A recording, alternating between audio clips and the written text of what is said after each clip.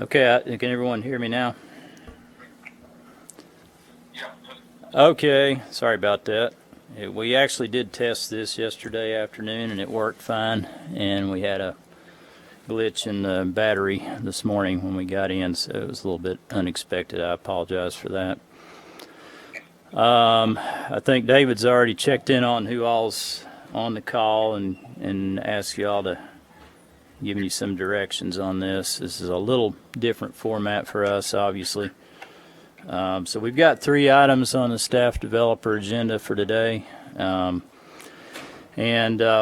sent out this morning a revised packet that with the images numbered that would follow the presentation today. So if you have a question about a certain image, then you can just say page 1 or page 3 or whatever, and we'll know which page we need to go to in order to try to answer your questions on that. So the first item is a final plat, for the Ivy Farms Road and townhomes.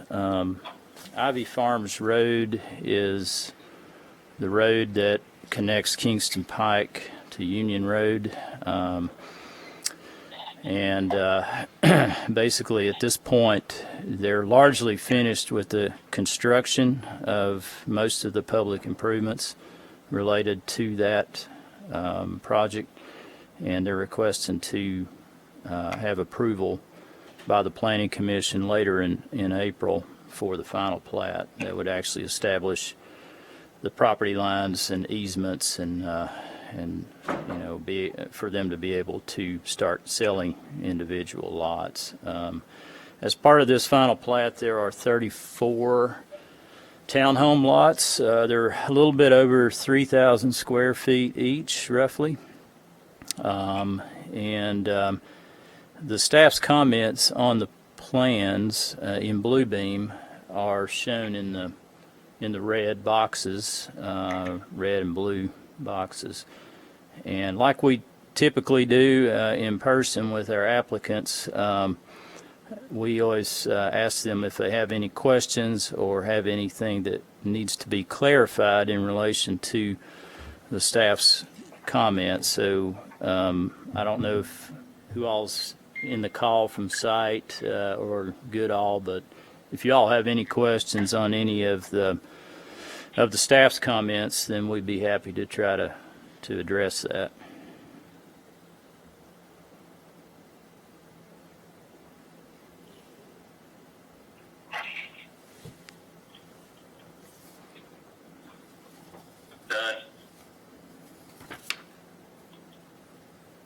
Don't have any comments?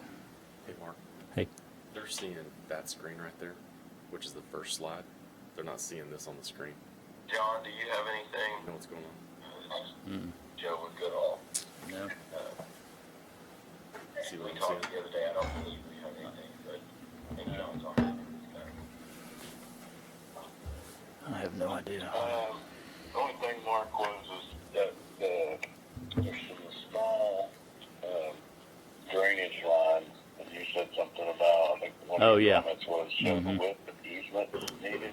Yeah, mainly there, John, is we just want to make sure that no part of any building is within where a platted easement would be, because our zoning ordinance doesn't allow buildings within platted easements. So it looked like there were a couple of units where, let me just go to the page 2 here, where the storm sewer easement, kind of bisected where you could potentially have a building.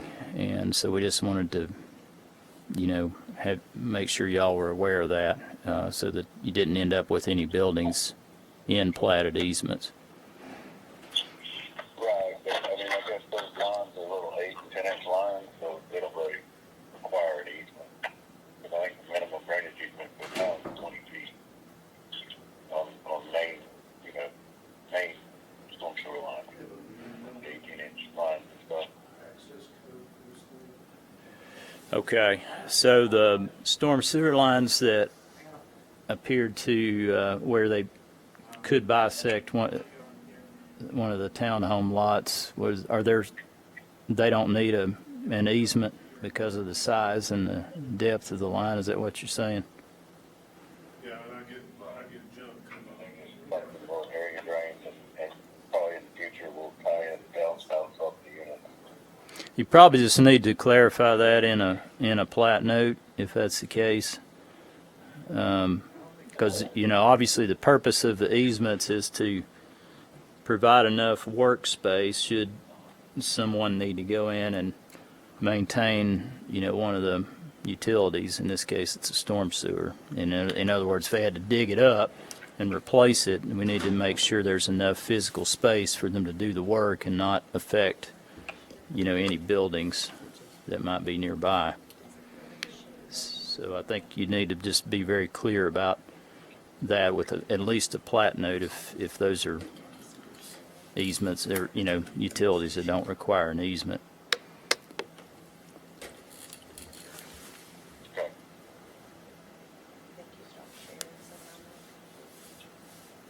Do you have anything else, Mark, or John?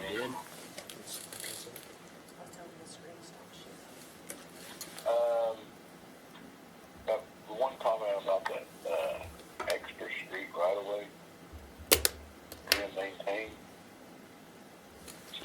What are you looking for on that? Yeah, John, I think what we're talking about, and this could pretty much be covered under just all the open space, because the area to the west of the main Ivy Farms Road is just extra wide right-of-way there. So it just needs to be clear that that space, beyond, the typical right-of-way width that the town would ultimately maintain, will be maintained by, I assume, a homeowners association related to this development, similar to the maintenance of the other open spaces. So that's, well, the typical right-of-way for a collector street normally is at least 60 feet. Now you got a boulevard here, and you've got it'll be a little wider than 60 feet in places. But the area beyond that to the west, it could just be, grassed area potential. I don't remember if there's anything shown. I think there might have been some trees shown on one of the plans in that area, but that area is technically not shown at this point as an open space lot, so it just needs to be clear that the town is not going to be responsible for maintaining that extra area to the west of, the Ivy Farms Road typical right-of-way area. Does that make sense?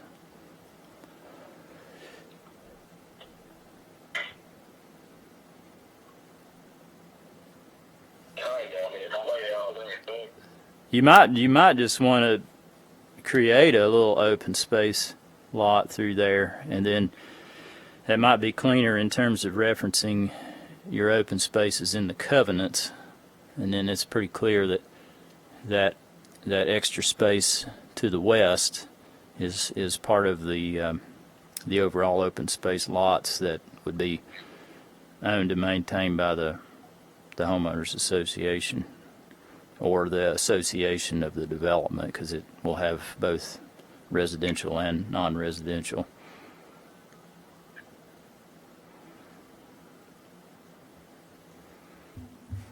Mark, if you're going to require, just so you follow it, if you're going to require that as an open space lot, should it, because you have two separate entities here, the commercial entity and the residential entity, should that reflect on the plat exactly who that is supposed to be taken care of by? Well, I think that's ultimately up to the developer and the property owner how they want to manage the open space. So that would be a question probably for them, and how they want that space to be maintained at build out. It really wouldn't matter to us as long as it's clear that the town is not responsible for maintaining an area that's well beyond our typical right-of-way area of maintenance. Okay. one other question, not have to do much with the plat, but as I look at the, that walkway that's coming out onto Union Road, which I think is beautiful, they've done a nice job with it. Have we thought of how we're going to handle, it's like we're basically calling that a mid-block crosswalk. Are we going to provide any safety features for people that are going to cross the street there? That would be incorporated in the plan. Yeah, Daryl's here in the boardroom, and he said that we'd need to make sure that's incorporated into the Union Road design plans, because obviously if there is a crossing there, we would definitely want to have a crosswalk and means in place that would make that as safe as possible for the pedestrian. And there really needs to be one there, as that's where it terminates. So, yeah, we would want to make sure that's taken into account with our road design plans. Yes. As it goes up. Okay. That's all I had. The one that's Montreal area. John, do you, Annette, or any of y'all have any other questions or clarifications on any of the staff's comments? No, I don't think so. Okay. It's a pretty busy plat. I mean, there's actually quite a bit going on for this. It looks kind of relatively simple if you look at it, and but it's got a lot of easements and things going on. So I think you all did a good job with the plat. Most of the comments were just cleanup items and clarifications. So. Does anybody else have any questions or comments? Board or planning commissioners? Anybody that's...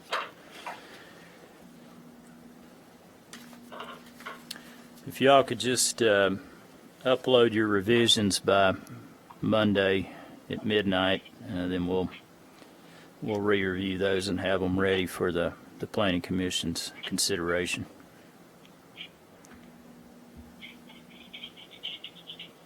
Okay, we'll do that.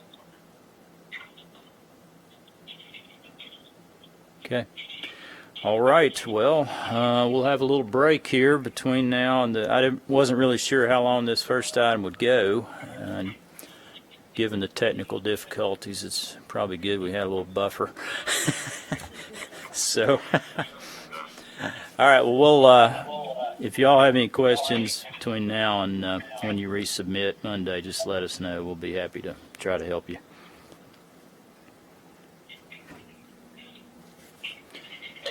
All right, the next time will be at 10 o'clock. So if anyone wants to log out and come back at that point, that's fine. And we'll reconvene at 10. All right, thanks, Mark. All right. Right on time, about 10 o'clock. This is the second item on our staff developer agenda for today. And this one is a discussion of a conceptual review, mainly for exterior building elevations and a typical street profile associated with the redevelopment of the old Kroger property and the area immediately surrounding that property. I know y'all have probably heard about this, through the paper and things. This is a pretty exciting, important development for the town, and the developer really wanted to kind of bring some drawings and images to the Planning Commission very early on so that they could give them some feedback before they start investing more in the development of the project. So the purpose of this item today is just to have y'all look at the initial building elevations that were submitted to the staff, and we provided the developer with some feedback on our thoughts at least, and then if y'all have anything to add to that, then they can take that with them, and if they want to resubmit some elevations for the actual planning commission meeting, they can do so. So what I've got on the screen for the next few slides are just some conceptual. Again, this is the very first flush elevations that were submitted, and this is basically as you come in off of Kingston Pike. They would be the plan is to construct a new public street basically into the development, and then line the buildings along that street on both sides of the street. So here we are. We pulled into the development from Kingston Pike, and we're looking to the west, and you see the buildings there on the west side of the main primary street into the development. And this is more of the buildings on the west side. Let's just go through these slides here a little bit. This is on the east side of the primary street into the development. If you're looking south toward the multifamily portion of the project, straight ahead, this again is on the west side of the primary street. There's a boulevard obviously in the middle of the street. You have angled parking in the proposed layout, and again the building straight ahead is a multifamily building, and that's a fountain there prior to leaving the non-residential and entering the multifamily portion of the project. Again, that's another image. I'm just kind of going through these slides first and just to give you a quick overview of what they're proposing. It looks like they've got up to 4-story multifamily building, and that's what it looks like at the north entrance into that part of the development. They also have a larger footprint retail building, and that is something that we had provided them some feedback on, and we'll get back to that here in a minute. But that's basically two different elevations of that building, which would be as you're coming in from Kingston Pike and you go to the south part of the non-residential portion of the project. It would be there on the west side, kind of on the new Kroger side of the project. And then they have a typical street profile for their primary street in this development, and what that would look like. Again, you got the boulevard in the middle, possibly a bioswale area that could be heavily landscaped, angled parking. Then they have a 16-foot area where you have your opportunity for a storefront, the walking zone and the furnishing zone, which would be on the outer portion. The kind of cross-section that you would see in many traditional town centers. So that's kind of an overview of what they're asking for our feedback on. I can go back and just talk through a couple of the staff's thoughts on this and get your all's feedback as well. One of the things I think in looking at again, this is initial drawings, we understand that, is to try to increase the vertical component of the non-residential buildings. The town center district and the mixed-use town center portion of C1 actually requires a minimum 2-story building, or the appearance of a 2-story building. So that was something that would, give it more of a, this is not really a mixed-use, true town center development. It's kind of what we would call a multiple use. It's a little bit of a hybrid between like a suburban, traditional suburban commercial development and a town center development. It's kind of in between. So you've got, basically single-use buildings, but you have a variety of different smaller footprint buildings within that, and they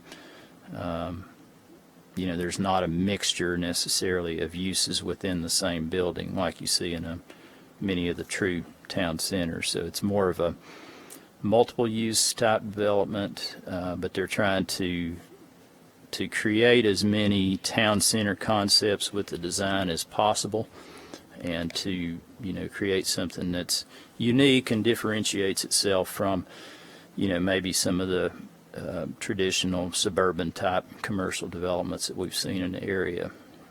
So I think adding the vertical to these buildings along the front there would help differentiate this project from others. It would give it more of a definition and more of a town center feel to it. And so I don't know if anyone has any thoughts or comments on that. I'm just kind of going through these staff observations and then getting your all's feedback and input as to whether you feel that you would agree or disagree or whatever. Does anybody have any thoughts on these buildings as you come in to the project from Kingston Pike? Mark,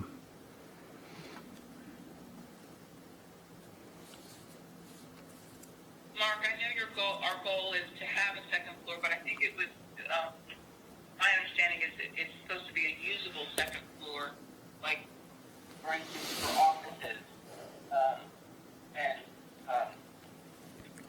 I'm not entirely sure if that's what they want to do, or if we do want offices on the second floor, then that entails a lot of more issues with ADA, elevators, the connection between the buildings. I don't know how all that works. Yeah, that'd be a question for the developer. But yeah, I mean in the mixed-use town center, it does give you the opportunity for a building that has the appearance of being two-story, and it doesn't necessarily have to be two functional stories. But I don't believe the developer is looking at two functional stories in this portion of the project, but he could speak to that. That would make it a true mixed-use building, potentially, if they did that, which is fine, but, yeah. Yes, sir. This is Bud Cullum. Part of the issue, we see places where that has worked. The issue we have here is we're constrained to get the streets, or the street, if you will, lined and giving you the kind of the town center feel. We're already hampered on our parking ratios, or getting close to being hampered on our parking ratios. If we went with a whole nother level of usable, say if it was office, that's the biggest constraint we have, is then all of a sudden the only way we could get the parking is to try to build structured parking. Yeah. And for the market and the size of the project, structured parking would be financially unfeasible. Yeah. Yeah, that makes sense. Yeah. Well, I think if at a minimum from the staff's input is trying to look at the, providing some more, vertical variation, I guess, in that portion of the development. If you can work that in, with the understanding that it's really not going to be two functional spaces, but it does give it kind of a unique character. It gives you kind of the feel and the look of, kind of a town center hybrid, I guess, if you will. If you can work something in like that, I think it would help in, creating the effect that I think we're after.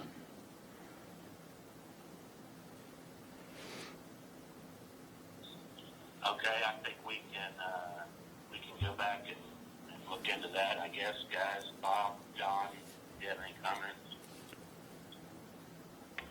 This is Don Kendall.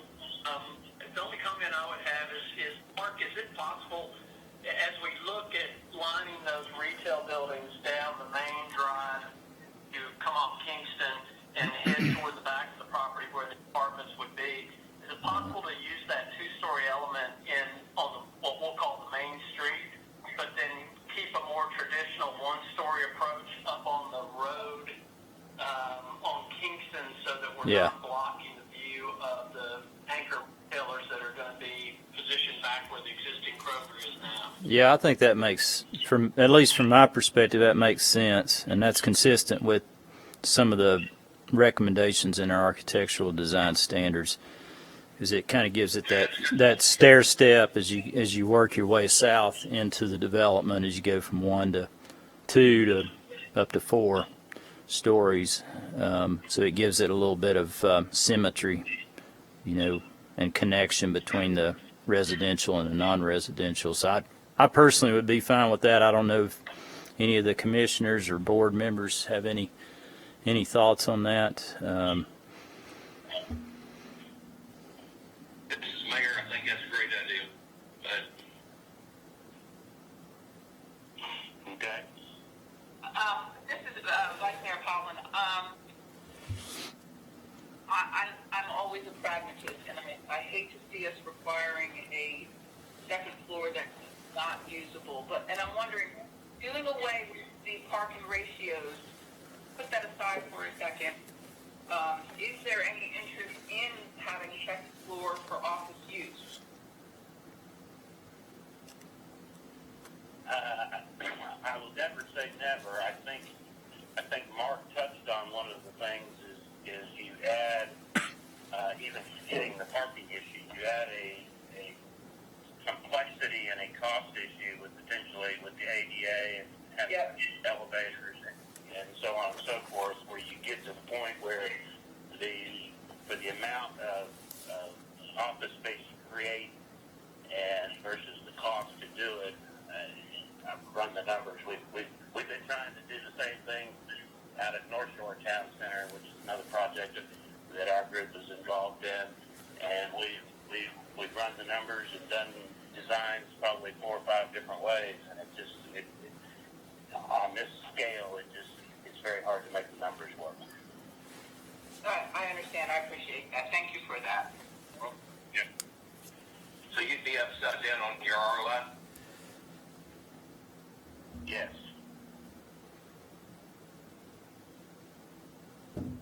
Anyone else have any thoughts on that?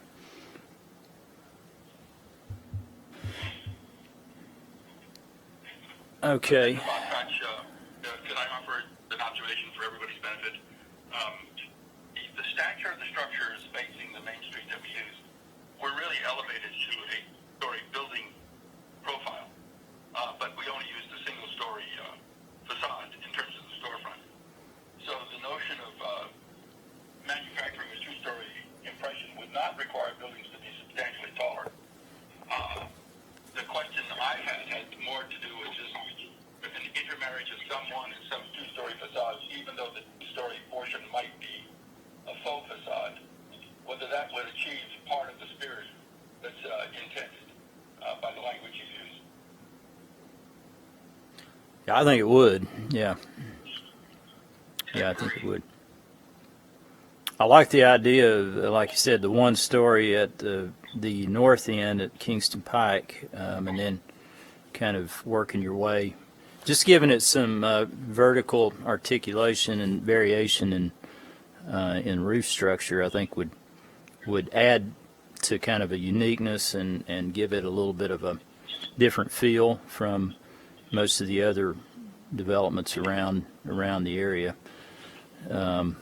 And then, you work your way up to the taller buildings as you go south, and ultimately the multifamily part of the project. So I think that would be a good kind of compromise with this type of multiple use development. That's kind of traditional also from the standpoint when you're coming into a town or a city. You typically are getting more vertical as opposed to you get into the center. Yeah, that's right. Yep. That give you feedback, Bob? Is that what you need? Does, sir, and I appreciate actually do appreciate the comments that were sent. I just wanted to have the clarity that this conversation has authored to make sure we were reading the comments correctly. One other thing that we talked about in the brief staff meeting we had early was breaking down the facade so the buildings look like bundled independent structures versus one monolithic structure. Yeah. Specifically on the main facade, I'm assuming the images that have been provided achieve that in your mind. Well, this is a good image here showing what you're talking about, and you're breaking the basically you're breaking a building into smaller modules visually. Again, in this area, you're probably looking at, exclusive of windows and doors, 75% face brick. So, assuming you can work that in, I think, what you've got here on this rendering that I'm looking at, to me, it does break the building up into smaller pods. So I think you're achieving that from at least from my perspective in looking at this. Does anybody, board members or any planning commissioners, y'all have any thoughts on that? And if you look at this here, you can see there's one building that almost looks two-story already. That's kind of worked into this.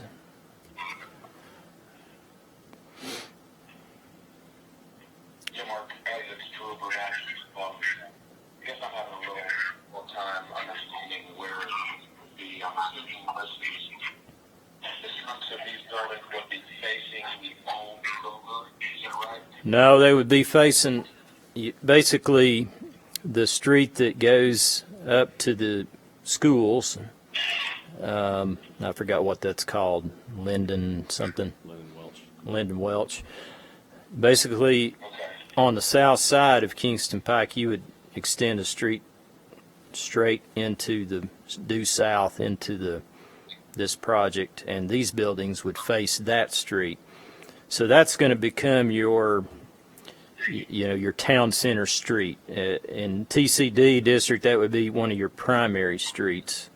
It would be a public street, but Kingston Pike is not intended to be, anything in relation to the town center street. This is going to be a new kind of street that would be created with this project, where the buildings would face that street and have that kind of interaction that you would see and street activity that you would see in more of a kind of a town center layout. So does that answer your question, Drew?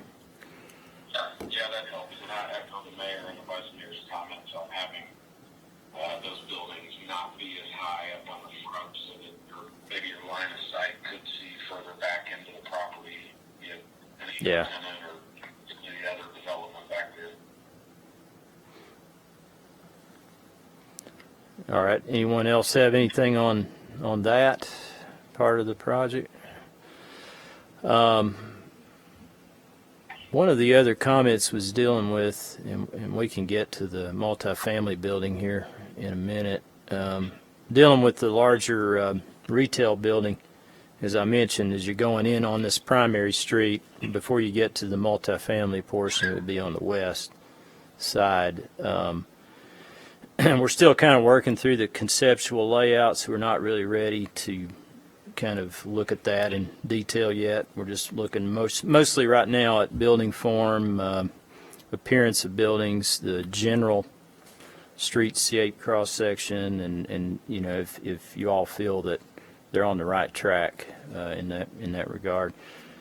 So one of the comments on this building here was, we don't, in architectural design standards, it talks about, not having a large windowless wall, and trying to break that up. And it gives some ways that you could do that. So that's something that I think the applicant needs to take into consideration with this larger building. And then, the bottom image there shows the side another side elevation. It shows that the building has a little bit of a kind of a modern look to it, and at least the staff's feedback on that was to ask them to try to look at a more, traditional building form for this project, as opposed to, a more modern looking building like what they have here. So, does anybody have any questions or feedback on that? Or This is the mayor. And this is questions for Bud. Is this design here relative to your tenant request? Mayor, the short answer is yes. I believe, David, Mark, you guys maybe could supply us with some examples from other cities of an alternative design. Is that correct? yeah, we can. Yeah, we can certainly send you some things. Again, we're just looking at more of a traditional form, I guess.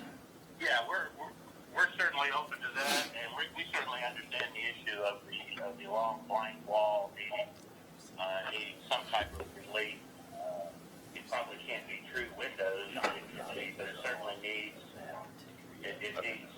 I'm going to leave it to you, architects, to tell me the term I'm looking for. Interruption. Help. Mark, if you might, could you pull up the master plan for just a moment on the screen? I don't have it in the PowerPoint. Oh, okay. I can look at it. Yeah. This shear wall that's in this elevation shear picture for a house is actually an embedded wall in the middle of the commercial block. It is not a face wall that would face any public artery. In fact, it actually faces a service aisle that backfeeds all the retail shops that you saw in the other images. So that wall would never occur on the site in that configuration where anybody would see it. It's actually an interior partition within the concept of the site plan. The one below, which you suggest would be softened with more traditional flavoring, would be in the project, but that's only for the facade of the storefront, that block, and within that block is part of a larger facade that would have extensions to the left. And so the real wall that might be considered too overpowering in terms of its plainness would only be the residual wall on the bottom image to the left, and the return wall, not shown, on the other face of the grocery store that leads back to the south or to the west, southwest, as you might see it. So none of the blocks were composed where we would intuitively have a blank wall except the side wall of the grocery store, because they put so much priority on window walls, so on storage for walls. Walls for storage. So it doesn't mean that we can't do faux windows and display windows that don't give visual penetration into the box, help to break down the singularity of an uninterrupted wall that might occur in some limited cases. Yeah, I think if you can just kind of incorporate some of those ideas from the design standards on dealing with a long wall like that, regardless of where it can actually be seen, I think it would be helpful. And probably on the revisions, if you could just include maybe all the building elevations, so we know, from each elevation what the building would look like, that would be helpful too. I think that would help the planning commission for sure. This is St. Clair. I think a perspective would be good as well. So you get an idea with the north, south, east, west kind of perspective. Great. All of the images you've seen have been developed under a virtual reality model-based platform, computer-wise, so we can continue the exercise around the box for your benefit. That would be good.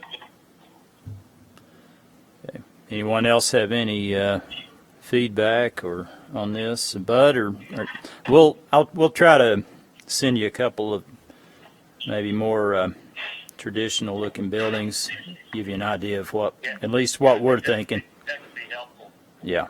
Okay.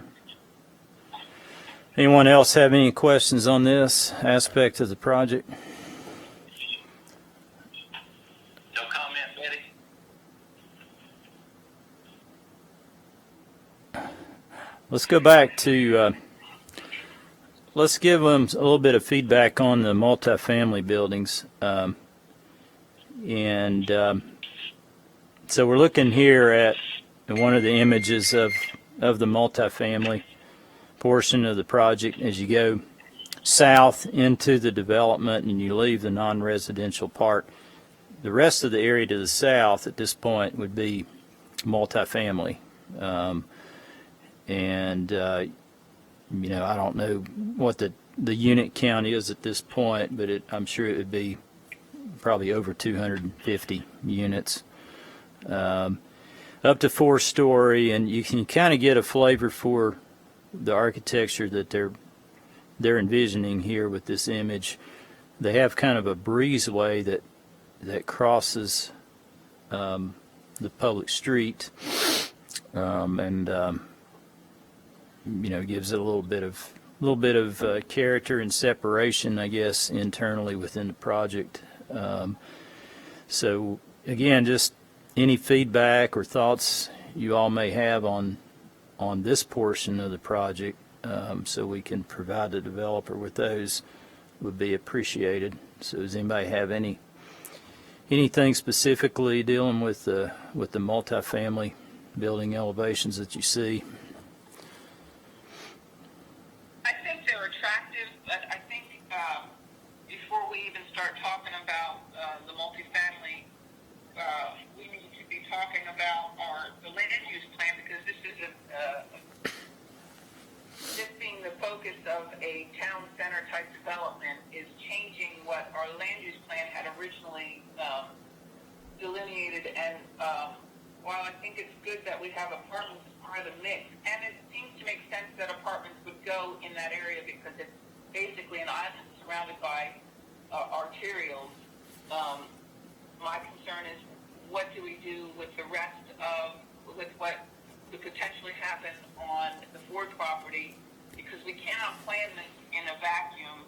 And as we all know, I think getting our town center right is what we do there is really for the long-term relevance of the town of Farragut as a desirable place to live. And it's going to be a longer conversation about, if we put these here, what do we envision for the other property? I don't think we can do it in a vacuum. Of course, anything we decide at the planning commission level has to go to the board, mayor, and alderman for another discussion from both a rezoning and a land use plan perspective, because we've adopted the land use plan, the town center portion of the land use plan by the board, mayor, and alderman. So I think these are attractive. I've also learned the hard way that the prettiest any development looks like is in your concept plan. The devil's in the details. So I just know that that's going to be part of our bigger conversation. All right. Yep. Anyone else have any thoughts?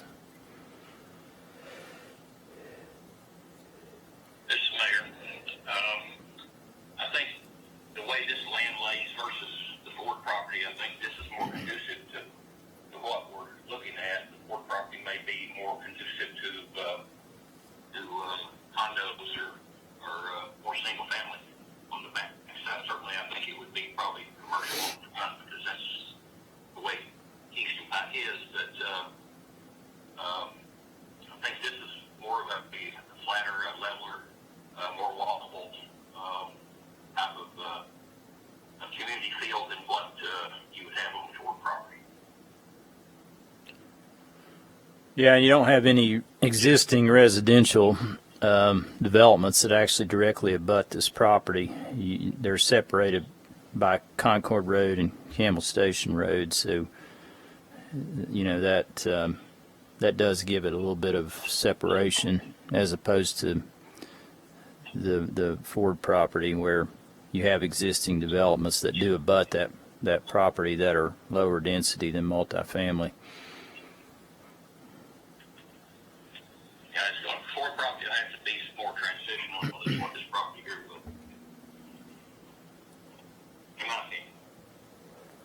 What do y'all? I think that's a good mistake.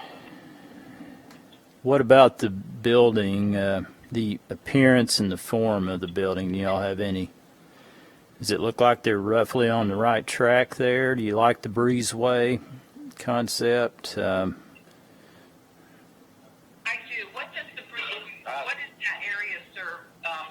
It looks like maybe that's where your gym might be, or what is that area above the breezeway and around it?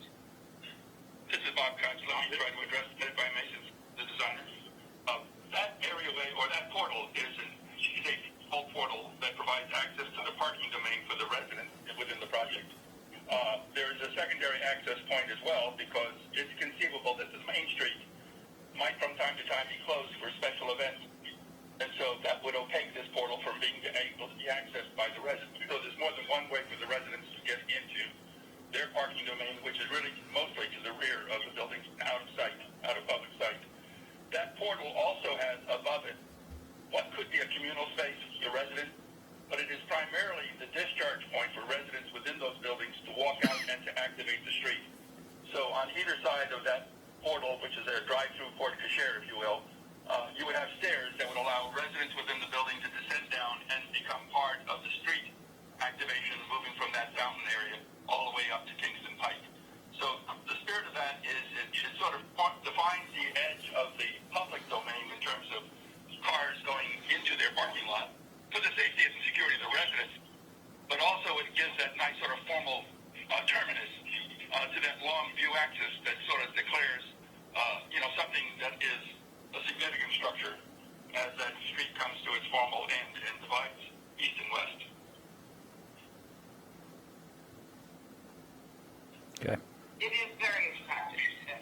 It's very inviting and it's very thoughtful.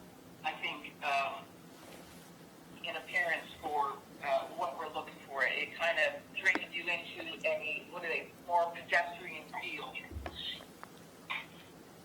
How's the building form? Does the building form look like they're on the right track for you all? Does it look traditional? Does it look like they're on the right track there with what they're envisioning at this point?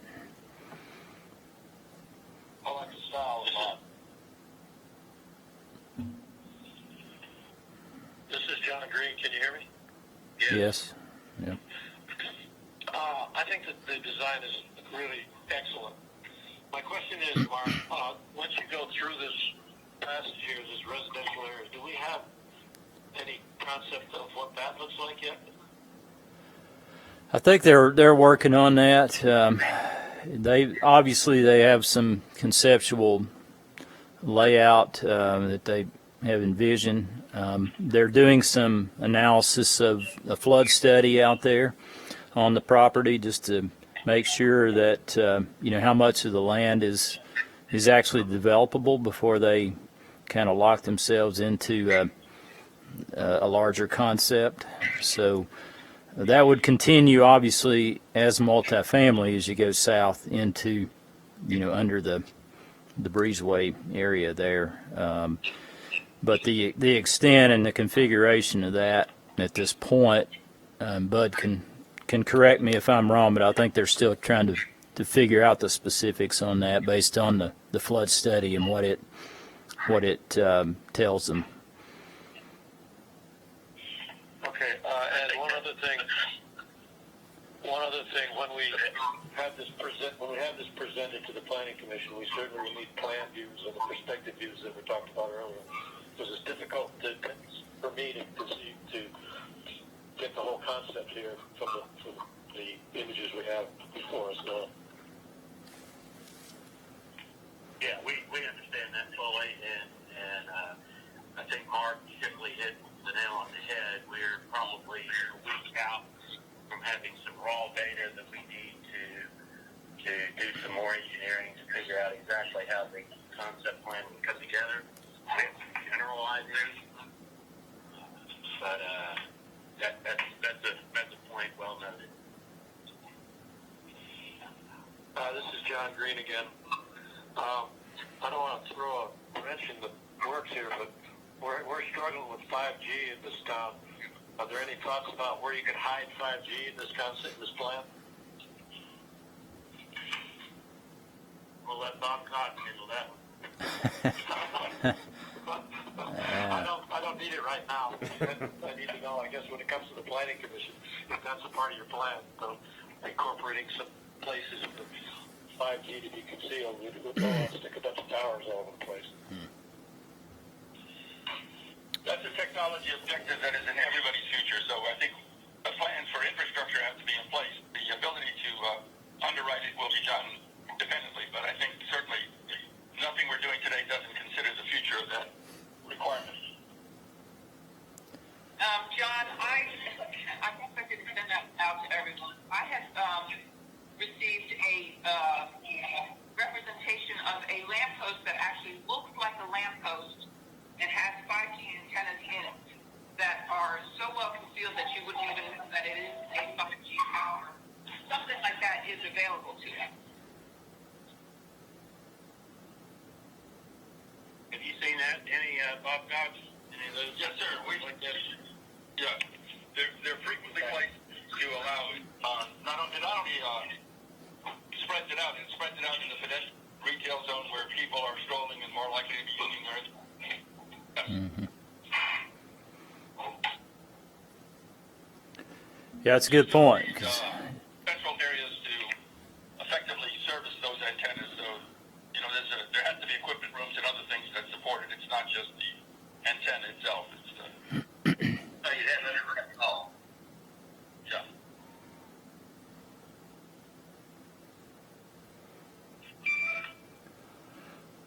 Anyone else have any thoughts or observations on any of the images? Again, we're just trying to give them as much input and feedback as we can early on in the process. We very likely, as Louise pointed out, we will have to revisit our land use plan and probably portions of our zoning ordinance text. But basically what we've conveyed to the developer is, you know, we can address that if the community really, you know, buys into a concept and then they really like, you know, what they're showing. We can have the text and the maps, you know, revisited to provide for that if it's something that the commission and the community, you know, want to see. So they're just trying to get as much feedback as they can so they can move forward and make some adjustments to the plans and present you with some updates at the Planning Commission meeting later, in April actually. It's not April yet. So again, if anybody has anything, if you don't think of something today and you think of something later on, just send it to me. You can email it to me and I can get that to Bud and his team, and they can give that consideration. Does anybody else have anything you want to talk about with this? This is obviously a very significant project, and you know, we want to make sure it's something that's good for everyone. So as much input as we can provide, especially early on, I think the better that the project will be.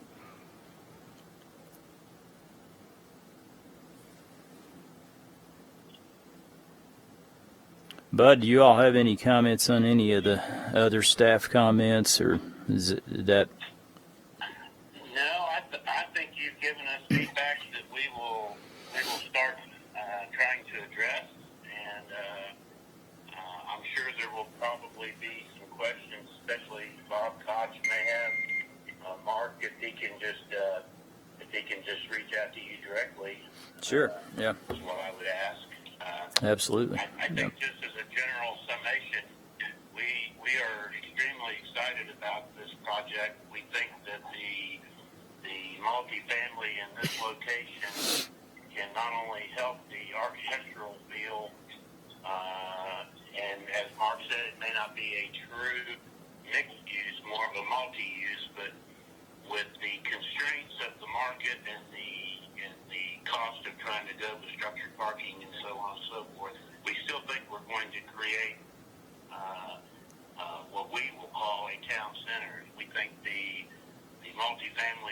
off of the retail and restaurant entertainment that we have in the front and off of the current retail, but then we in turn expect that the retail, our retail and the current retail on the other side of Brooklawn to feed off of this multifamily. So we really think if we all together plan it out right and do this, it can be a tremendous asset for the community, and that's what our goal is.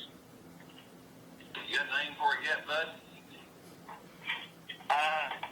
We have been somewhat referring to it as Biddle Farms or Farragut Town Center at Biddle Farms. We haven't given a formal moniker. We're open to suggestions. If anyone wants to, over the coming days or weeks, fill out anything, we will give it consideration.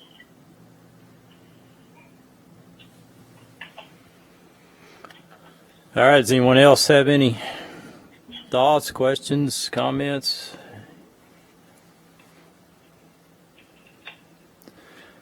Bud, if you all could try to send me some revisions by next Tuesday, if possible, that would be helpful. But I can always add them in after that too, since this is kind of a conceptual review, very preliminary. But anything you can get to me early next week, we can incorporate that into the Planning Commission's packet. Okay?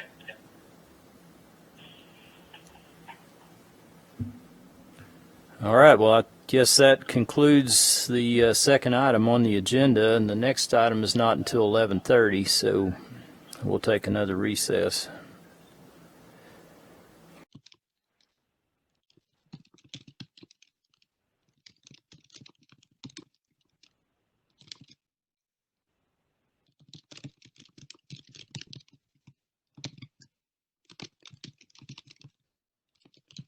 Are you in on the call? I can't see.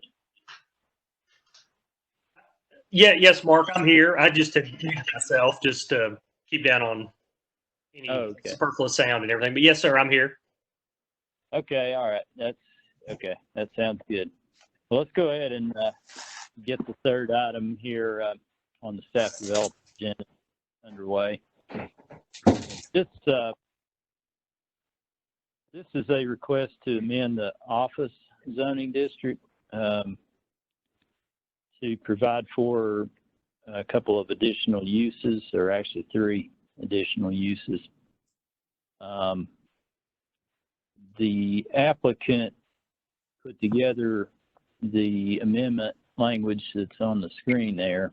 They created a couple of new uses, find those, and then included those as permitted uses in the office zoning district, as well as personal services, which is already defined in our zoning ordinance.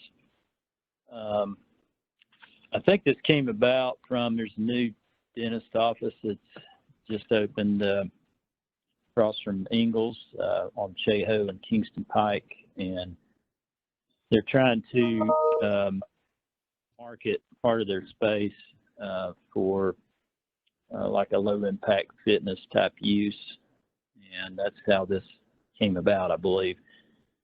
The applicant originally asked the staff to, if they rezone the property to commercial, which would provide them with a wider range of uses, and the staff asked the applicant to look at the language in the office zoning district, because that property is zoned office because it backs up to a residential, a low density residential neighborhood, and it's a kind of a transitional zoning district between Kingston Pike and that residential area. So we felt like it would be a little cleaner, at least from the staff's perspective, to, look at the office zoning district and see if, there might be some opportunity to revisit some of the uses that's currently allowed in that district. I would say that the office district, you know, if you look at the general description for it, it's to provide for space for office and community uses, which provide services primarily to the residents of the town. The intent is to permit lands adjacent to arterial roads like Kingston Pike and to be used for the provision of office-related and community services to the neighborhood. These uses are intended to be designed to minimize disruption of traffic flows and negative impacts on adjacent residential uses. So in terms of what the applicants put together, at least from a staff's perspective, ultimately, of course, it's the Planning Commission and Board of Mayor and Aldermen that would need to consider this. My observation would be for the applicant to, you know, clearly convey what limited uses they're looking at opening up for the office district, because I think the low impact retail sales and some of the personal services as well would, at least from a staff's perspective, be inappropriate for office zoning. I think it's a little bit too expansive for that zoning district, and it doesn't really meet the intent. We don't really have a lot of just general office zoning in the town. But again, my idea was to create a district where it's very low impact, a very, you know, kind of low traffic generation type of uses that would be, you know, reasonably compatible as transition to low density residential. I think, you know, there are maybe some opportunities from the staff's perspective to expand the permitted uses in office a little bit, but I think we need to be pretty careful about that. I couldn't support the low impact retail sales addition. I think there are some things in personal fitness services that probably would not be inconsistent with office. And that may be a way to look at this district to see if, you know, like yoga instructor, bar instructor, you know, those things maybe, you know, could fit in office. If we looked at the new city of Knoxville zoning, you know, they did the recode process, and some of those uses are permitted in their general office zoning district.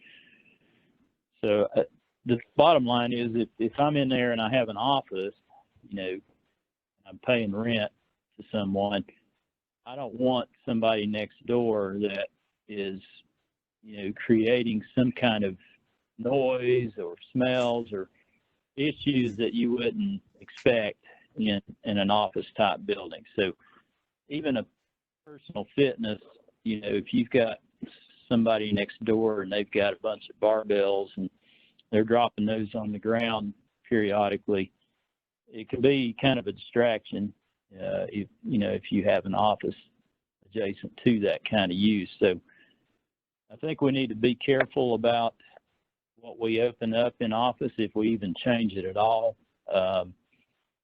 But this, from a staff's perspective, this is a better approach than trying to rezone that property, because then you really are expanding that property to a lot of uses that may not be, you know, compatible with that adjacent residential area to the south. So, is there any board members, planning commission, applicant, do y'all have any thoughts or comments on that? Mark, I kind of agree with your concerns. When we say low impact retail sales, that becomes a little nebulous, and then it's hard. You know, it's what is it? Beauty is in the eye of the beholder. Who gets to decide when it becomes low impact and when it is retail sales? I will say also with personal fitness services, we have our accounting office right next to Anytime Fitness. And Anytime Fitness, we used to have Zumba in our gym area, and that's right next to the accounting office, and you can hear the music when those classes were going on. It's kind of distracting. So that's similar to what you're talking about with noise. That's a concern. I also want to know, what's the difference in parking requirements between office and commercial for square footage? Do you know that off the top of your head? Yeah, it depends on the type of office. Generally, it's going to be, 4 per 1,000, 1 per 250 for most office. Sometimes it's 1 per 300 square feet. And then, of course, commercial depends on the kind of commercial you're talking about. If it's, if it's a restaurant, or they've got down here bakery, ice cream parlor, those could generate potentially, especially on certain times of the year, a lot more traffic generation. Typically 1 per 100, actually. That'd be 10 per 1,000. And how many parking spots are on that site as it is? Well, again, not necessarily looking at this particular site. That's just how this came about initially. I agree with you. I'm getting a little bit too detailed. I'm just trying to understand, just taking it from here and then adapting it to other places, because obviously if we open it up here, we open this up to Renaissance, we're going to open this up to, and although I don't know what Renaissance is zoned. So we have to be very careful about what we're doing here, because other places may not have the available parking, and we're opening this up to that. So, one thing we did amend the office district a few years ago to allow for medical spas, and we put some like square footage limitation on that when we did that. But that was at the request of an applicant that at the time, and I think they still have a business in the Renaissance, but it was on the south where those buildings are in the office zoning district. The north part, closer to Kingston Pikes. So we limited the medical spas there to 1,500 square feet in that case.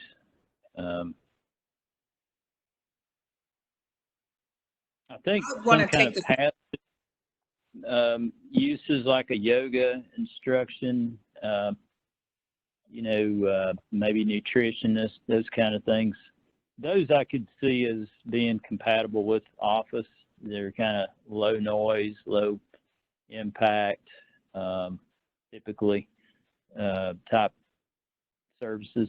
But I think, when you talk about dance instructor and that could be something that could be a distraction if you have offices adjacent to that. So it just kind of depends on the specific use, and it's really hard to create language in your zoning ordinance that's so specific to every possible use that could go in there. Yeah. But I guess you'd low impact personal fitness, I wouldn't have a problem with that. It's just a question of how we would, phrase that and define that as it would apply in our zoning ordinance. And Mark, is Ed St. Clair. Both of these seem to be dealing with back to the volume. A lot of if you even boutique clothing stores and pottery and craft stores, etc., they have to have a certain volume just to be a going concern. And so, to me, you're back to approaching. It's small retail. It's maybe not as big as a fresh market or something like that. But again, you're still going to have a pretty good volume through there just to have a going concern. In the same way on personal fitness, you're talking about the well-being of a person. Well, I can see a nutritionist being one-on-one with an appointment type situation, or a small volume there. But you get into bigger uses like a bar instructor, and you're going to have more than one client in there at a time, I would think. The same way on personal training and dance instructor or fitness coach. Nutritionist, I could see being more of an appointment, type activity. It's almost like Yeah. seeing a doctor or a dentist kind of thing. Hey, Mark, can I say a few things in regards to the application? Yeah. So first of all, I want to thank Mark and the staff. They've been great to work with, and we're trying to. My client wants to be a good business partner with the city, and we whatever we can do to tailor this to make sure that your concerns are satisfied. That's certainly what we want to do. I did want to draw your attention to a few things, and Mark and I have already talked about this. It's sort of interesting. Some of the things that are currently allowed under the current zoning structure are things like mortuary establishments. So that means like a funeral home can go into this space as it's currently constituted. Daycare facilities as regulated in Chapter 4. Of course, we have medical and dental veterinary facilities, including an indoor kennel that would be allowed under these circumstances, as well as school, public, both public and private developmental opportunities. All are currently allowed to be zoned under this O1 designation, and I would draw your attention to that. So I certainly hear your concerns, and I understand that. But as we discuss some of these things, I would assert that whether it's a boutique clothing shop, that their economies of scale are going to be different. They're a little bit different than a Walmart or a Target. They're trying to focus on quality over quantity. So they're looking at higher margins necessarily than what Walmart would be looking at. So their volume would be different. And we're just trying to make something so it's going to be a good complement to the dental office that's currently there. So my client owns this building, and it's Suite A and Suite B, and his business is in Suite A, and he's trying to market Suite B to as many people as he possibly can within reason, and not changing the overall character of the area. And of course, we're in very difficult circumstances as is, both from a pandemic standpoint. That's why we're meeting like we currently are, and also from an economic standpoint. So a lot of these concerns as far as retail availability, some of that may be moot with the way the economy is currently situated. But he's trying to have this building and the structure be occupied so that his small business is able to survive and thrive, and those are his concerns. So he wants to put a good tenant in there that's not going to change the overall tenor of the community. And as Mark alluded to, I think that we have some consensus in regards to some of these personal fitness opportunities, whether it be a yoga instructor. Those studios tend to have a very soothing presence. You don't have a lot of loud music. Even a bar or a personal fitness instructor, I would contend, is going to be different than an Anytime Fitness or some sort of large gym where you have a lot of dumbbells and you have a lot of weight training. Most bar instructors and a lot of fitness that is geared more towards resistance training, you're not going to necessarily have a lot of weights that are going to be hitting the floor. And we're certainly fine with measuring it back and taking out some of the dance studio language so that we can make sure that your concerns regarding loud music is satisfied. We're certainly glad to do that. But we do think that the personal services, as you look through those in your current definition, that those are things that would be potentially amenable to an office setting. I mean, you've got a lot of very low impact. I mean, you have things like barber, beautician, shoe repair, seamstress, tailor, laundry and dry cleaning, and other similar activities. We can certainly pare that down from those.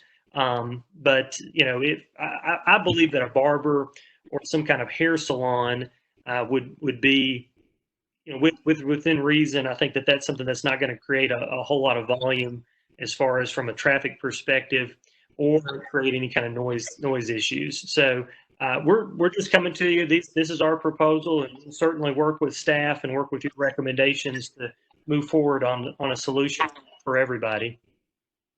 This is Mayor Williams. The owner was aware of the office zoning and its restrictions when we approved his request. Before he even bought the property, but you know, a lot of it had to do with the location next to it being surrounded by residential there, but or backed up to residential. I think we've turned down a ice cream parlor at this, I think a Brewster's or whatever it was, because of the amount of traffic that it would bring into a residential area there. This is supposed to be a low traffic business location. Certainly a hair salon or a dry cleaning drop-off location where they did not do any dry cleaning whatsoever, but a drop-off and pickup, or a lawyer's office or a vitamin store, doctor. I think those are all good items, but if we want to look at that, but you know, high traffic and noise to a residential area is something that we're very aware that we did not need right here, and the owner was very aware of what he was getting into before he ever even bought the property. So that's my point of. Sure. So I certainly understand that, Mayor, and appreciate your concerns. I mean, he's just trying to take a look at this just so that he can have this property be more marketable and potentially be reflective of where it's situated. Of course, it's right across from Ingalls, and there's a large, of course, it's across the street, and there's a, you know, I mean, it's Kingston Pike that it's located on, so it's a high traffic area. So there is some retail and some high traffic things going on adjacent to it. But we certainly want to keep this property within the certain bounds that the city of Farragut deems appropriate. So be glad to work with you all in that respect and continue just to modify this so that it's agreeable to all the parties.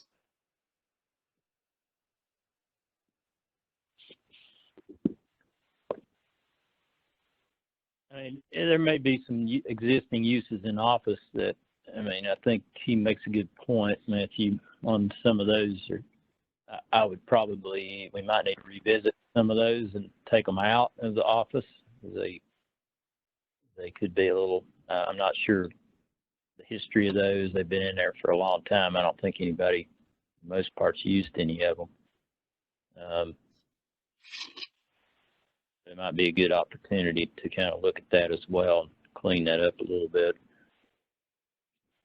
Mayor Williams, again, most of those opportunities do not, that are currently existing, do not back up to residential necessarily. There's just some sort of a transition or buffer in between the residential, and here we're right smack on it. So it's kind of a, and plus that building is it has flooring in it, and the build out on it for whatever it would be relatively inexpensive compared to, say, across the street at Ingalls, where you'd have a very expensive build out to put any sort of business in there. So I think he's got a very marketable building for for how it's zoned right now.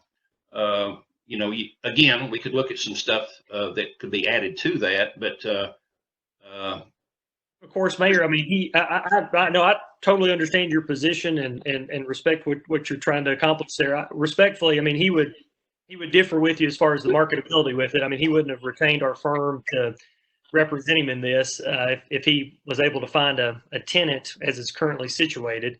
And like I said, we want to conform with what you all are trying to accomplish. And but you know, as Mark alluded to, you know, the funny thing is he could put a dog kennel in there right now, or he could put a funeral home in there right now and be in keeping with the zoning ordinances. And I'm not saying that that's a good idea at all, and I don't necessarily that would be what you all would like to see in there, by no means. But I think that this might present us an opportunity to maybe take some things out that maybe don't necessarily need to be in there, and maybe add some things in that might be a good partner for the O1 zoning.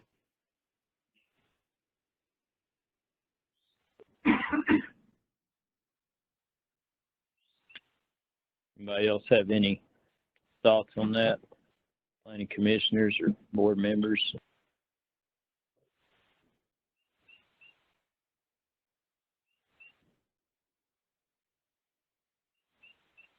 I mean, I think I've kind of made a list of things that, to me, at least just to me, might not be incompatible with office, like a barber, beautician, yoga, maybe individualized personal fit instruction, and a nutritionist, those kind of things. I think they're very passive.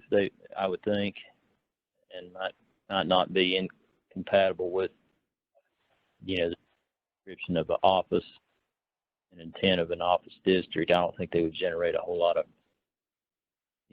traffic or anything like that. But just Mark, with regard to yoga, we have that yoga studio in, what's it called? Right behind Walgreens, where Water into Wine is. That is a very popular yoga studio, and during classes, that parking lot fills up fast. So if you're considering yoga studios, I would think that we probably need to limit square footage. We really have to understand what we're opening this up to. So, because yoga is pretty popular and it does collect a lot of people. So, just saying. Okay. Yeah, that's a good point. Yep. Yeah, and they all come at the same time. So you could have potentially. Yep. Yeah, I mean, we could look at limiting the square footage because that could kind of control how many could be in there at one time. Kind of like the medical spa, 1,500 square feet, I think was the cap on it. And I don't know if it's a good number or not, but, or we don't have to change the text at all. I mean, they've requested this for us to look at it. If you feel that the current line shouldn't be changed, then that's your all's, prerogative, I guess. This is Ed again, but I'm wondering if there's some things in there we ought to take out. Yeah, I think so. Yeah, because a couple of those, we don't. Can't imagine having a kennel and a daycare center and mortuary for. I think that would be a good time to clean that district up a little bit and take out some of those that I'm not really sure why they're in there. They've been in there for years, many years. I've been around for years, but I don't remember the background on those.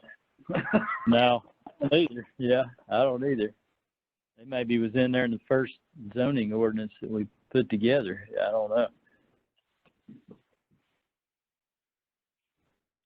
This is Alderman Pinchuk. I agree. I think there's definitely some of those things need to be taken out. And I think we need to take our time with this and maybe even have if necessary, a workshop on it. I agree. Well, why don't we do that? We can put it on for a workshop discussion at the next meeting, Planning Commission meeting in April, and just talk through some of the issues that, we've talked about here a little bit. Maybe look at some uses that, could be added to office potentially, and then some that maybe we should take out of office while we're looking at this, and just see, how the commission fits, and we can give them some guidance to move forward, with their request.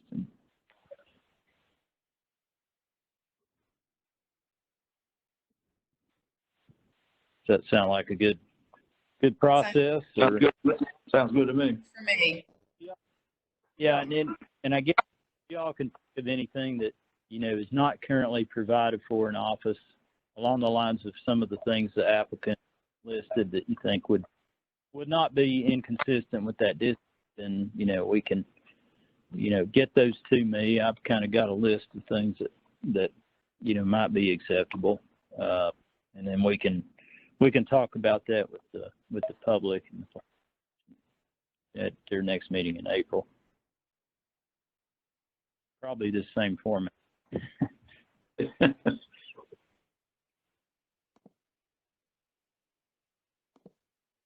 Well, Mark, I want to thank you again for working with us, and look forward to working with you again in the future. And thank you to all the members of the group here that have allowed us to have a hearing about it. And like I said, I mean, we want to be good partners with you and work with you to maybe take some stuff out and maybe put some stuff in so that we can just do a little housekeeping when it comes to our ordinances. So thank y'all for your time and consideration this morning. All right. Well, thank you all as well, and we'll conclude our staff developer meeting, and have a good rest of the day, everyone. Good dry run for the MPC meeting. Yeah. Thank you, Mark. That's good. Thanks, Mark. All right. Thank you. All right. Bye-bye. Excellent work, Mark. Stop sharing. I need to stop sharing now.